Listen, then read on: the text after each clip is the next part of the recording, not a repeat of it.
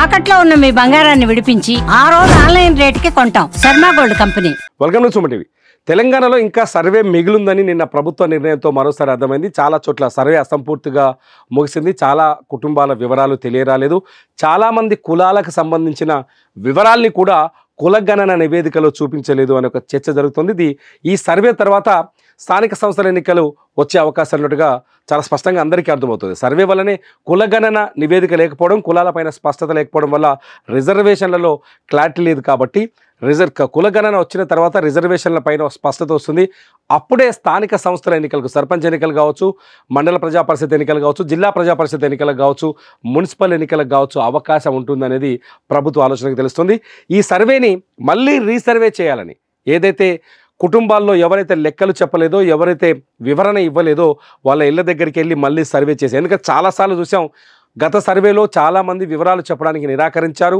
అంతేకాదు ఎందుకు చెప్పాలని ప్రశ్నించారు, ఎన్యూమరేటర్లను బెదిరించారు, బ్లాక్మెయిల్ చేశారు.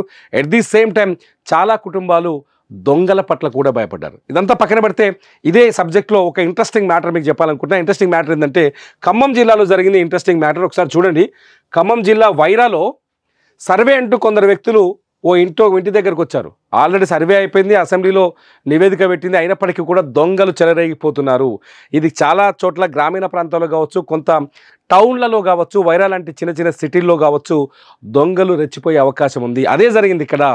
సర్వే అంటూ నిన్న ఉదయం 11 గంటలకు 4 వ్యక్తులు పాలిటెక్నిక్ కాలేజ్ ఏరియాలో, అంటే వైరా పాలిటెక్నిక్ కాలేజీలో పనిచేస్తున్న, అక్కడ స్కూల్లో పనిచేస్తున్న లలిత అనే ఒక టీచర్ ఉంది. అట్లాగే మా భర్త యుగంధర్ రెడ్డి కూడా, శీలం యుగంధర్ రెడ్డి కూడా అక్కడ వైరాలోని ఆ నివాసం ఉంటారు. వాళ్ళ ఇంటికి వచ్చి వాళ్ళిద్దరు, అంటే లలిత కానీ యుగంధర్ రెడ్డి కానీ స్కూల్కి వెళ్ళిపోయారట. వాళ్ళ జాబ్ కోసం వాళ్ళు వెళ్ళిపోయిన తర్వాత ఇంట్లో వెంకట్రామమ్మ అని ఒక ముసలాం ఉంది. ఆ ముసలామ ఒక్కతిగా ఉండడాన్ని గమనించిన దొంగలు ఏం చేశారంటే, సర్వే వివరాలు తెలియజేయాలి, మీ కుటుంబ సర్వే కోసం వచ్చామని చెప్పేసి ముసలాం దగ్గరకు వచ్చి మాటలు కలిపి ముసలామని బంధించి ఇంట్లో 15 లక్షల రూపాయల విలువైన ఆభరణాలని వెతికెళ్లారు. ప్రభుత్వం ఏమో ప్రజలకు మంచి చేయాలని, ప్రజలకు సంక్షేమ పథకాలను అందించాలని, రిజర్వేషన్లను క్లియర్ చేయాలని ఇది చేస్తుంటే దొంగలంగలు ఏం చేస్తున్నారో చూడండి ఒకసారి. So be careful. మీ దగ్గరికి ఎవరైనా సర్వే చేయడానికి వచ్చి ఉంటే, గతంలో, ఎందుకంటే ఆల్రెడీ గతంలో సర్వే జరిగి ఉన్న చోట మళ్ళీ ఆ ఇంటిని సర్వే చేయరు. సర్వే జరగని ఇంటికి మాత్రమే ఎమ్యూనరేటర్లు వస్తారు. వాళ్ళు ఖచ్చితంగా ప్రభుత్వాధికారులు అయి ఉంటారు. వాళ్ళ దగ్గర ఐడి కార్డులు ఉంటాయి, సంబంధిత పత్రాలు ఉంటాయి, పూర్తి వివరాలు ఉంటాయి. వాళ్ళని మాత్రమే అనుమతించండి. వాళ్ళు ఖచ్చితంగా మీ ప్రాంతంలో ఉండే కార్పొరేషన్ మనుషులో, లేకపోతే గ్రామ పంచాయతీకి సంబంధించిన వ్యక్తులను తోడుగా వెంబడి తీసుకొస్తారు.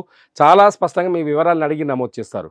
సో ఇటువంటి దొంగలు ఫేక్ ఐడి కార్డులతో వస్తున్నారు. వాళ్ళను కూడా గమనించండి.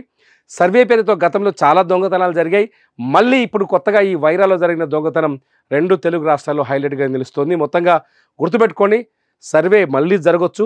గతంలో మీరు సర్వే వివరాలు ఇవ్వని వాళ్ళ ఇంటికి మాత్రమే సర్వే అధికారులు వస్తారని అర్థమవుతుంది వాళ్ళ ప్రభుత్వ ప్రకటనను చూస్తే. సో దొంగల పట్ల జాగ్రత్తగా ఉండని నేను హెచ్చరిక చేస్తాను. ఎందుకంటే వైరాలో జరిగిన ఇన్సిడెంట్ మళ్ళీ మీ దగ్గర కూడా జరగకుండా ఉండాలన్నదే మా ఉద్దేశం. చూస్తూనే ఉండండి సుమన్ టీవీ.